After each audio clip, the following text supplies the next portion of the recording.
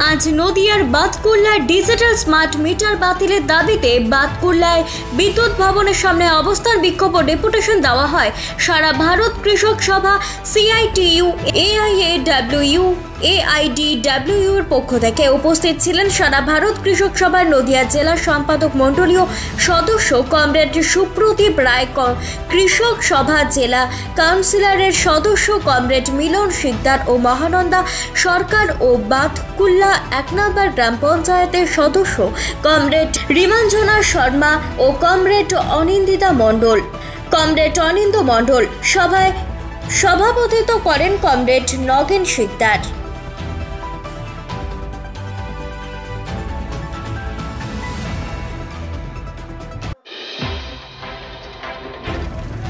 আজকে মূলত সারা ভারত কৃষক সভার পক্ষ থেকে, এবং সাথে সাথে শুধু সারা ভারত কৃষক সভাই নয়, সাথে ছিল ক্ষেত মজুর ইউনিয়ন, সাথে ছিল শ্রমিক সংগঠন সিআইটি, তাদের নেতৃত্বে মূলত তার নেতৃত্ব দিচ্ছে সারা ভারত কৃষক সভা।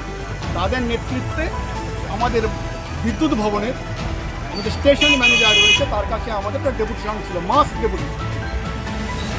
ডেপুটেশনের মূল কারণগুলো ছিল। এক হচ্ছে এই যে এর আগে আমরা বিদ্যুৎ বিল দিতাম 3 মাস পর, আগে 3 মাস আমি ব্যবহার করতাম, তারপরে আমরা বিদ্যুৎ বিলটা দিতাম।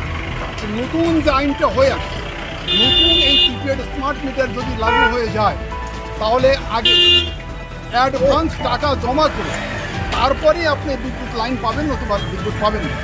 ওইভাবে সাধারণ মানুষের পক্ষে এটা একটা অসুবিধা হতো।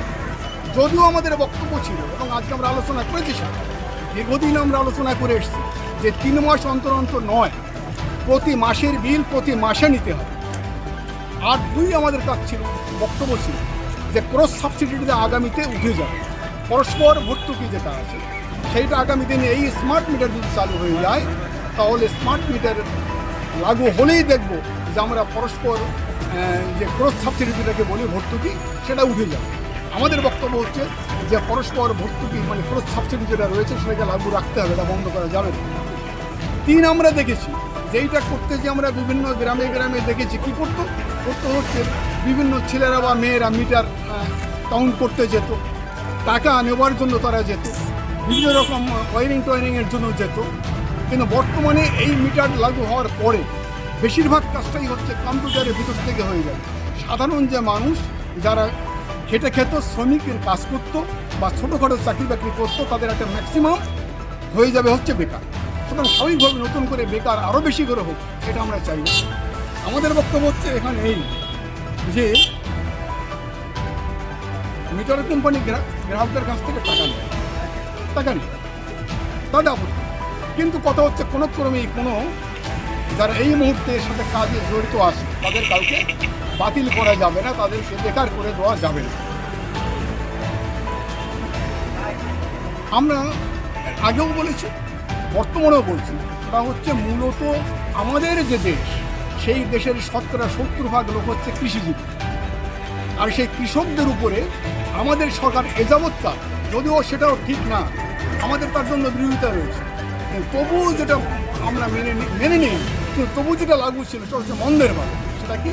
সেটা হচ্ছে যে ক্লাস্টার স্যালো বা চাষিদের জন্য যে চাষের জন্য যে ডিপি, RLI এবং অন্যান্য যে স্যালোগুলো রয়েছে, যেখানে গভর্নমেন্ট মিটার বসিয়ে দিত এবং সেখানে একটা রেট নিত, সেটা হচ্ছে সাবসিডি মূল্যে রেটটা নিত। কিন্তু স্মার্ট মিটার চালু হওয়ার পরে এই বর্তমানে যেটা লাগু হতে পারে, সেটা যদি চালু হয়, তাহলে কৃষকরা আর ওই সাবসিডি মূল্যে, ভর্তুকি মূল্যে তারা বিদ্যুৎ পাবে না। আর ভর্তুকি মূল্যে যদি বিদ্যুৎ না পায়, তাহলে স্বাভাবিকভাবেই তাহলে কৃষি উৎপাদিত ফসল উৎপাদন করতে যে ব্যয়টা অনেক বেড়ে যাবে। আর অনেক যদি বেড়ে যায়, তাহলে অথচ বর্তমান যে সরকার রয়েছে, সেই সরকার উৎপাদিত ফসলের ন্যায্য দাম দিচ্ছে না। প্রফিটেবল যে শস্য চাষের জন্য যেটা করা, সেটা তারা হচ্ছে। ফলে আমাদের বক্তব্য হচ্ছে যে না, পরস্পর মানে ক্রস সাবসিডি যেটা আমরা বলছি, সেই সাবসিডিটা এখনও পর্যন্ত যেভাবে চলছে সেইটাকে কৃষকদের ক্ষেত্রে চালু রাখে। কিন্তু আগামী দিনে আমরা জানি এটা থাকছে, যার জন্য আমাদের এই ধরনের আমাদের অনেক হাজারো পয়েন্ট রয়েছে, কিন্তু ওনাকে মূলত 5টা পয়েন্টের উপরে আলোচনা করেছি যে এইগুলো করুন। সর্বশেষ যেটা আমরা বলেছি সব থেকে গুরুত্বপূর্ণ যেটা হচ্ছে লেটেস্ট যে বিদ্যুৎ আইন যেটা 2023-এ লাগু করলো, এই বিদ্যুৎ আইনটাকেই বাতিল করতে হবে। 2021 সাল থেকে আমরা যে লড়াই করে আসছিলাম, এই বিদ্যুৎ আইনটা লাগু করতে দেয়নি। দিল্লির বুকে প্রায় 18 মাস ধরে লাগাতার লড়াইয়ের ভিতর থেকে এটা বন্ধ রেখেছিল, কিন্তু মোদী সরকার এবং পরবর্তীতে দিদি তার কথা মতো এটাকে লাগু করে দিল। আমাদের কেরল, আমরা বলেছি কথা যে কেরলে বামফ্রন্ট সরকার আছে, সেখানে কিন্তু এই যে প্রিপেড স্মার্ট মিটার এটা লাগু হবে না। সে বলে দিচ্ছে আমার স্টেট গভর্নমেন্ট এটাকে লাগু করবো না। অথচ আমার রাজ্যে আমার যে সরকারটা রয়েছে, টিএমসি নেতৃত্বে যে সরকারটা রয়েছে, তারা কিন্তু এটা সাথে সাথে লাগু করে দিয়েছে।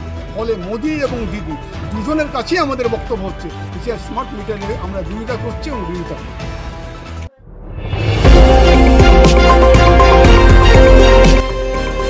আমার বাংলা, সঙ্গে থাকুন, সঙ্গে রাখুন আমার বাংলা।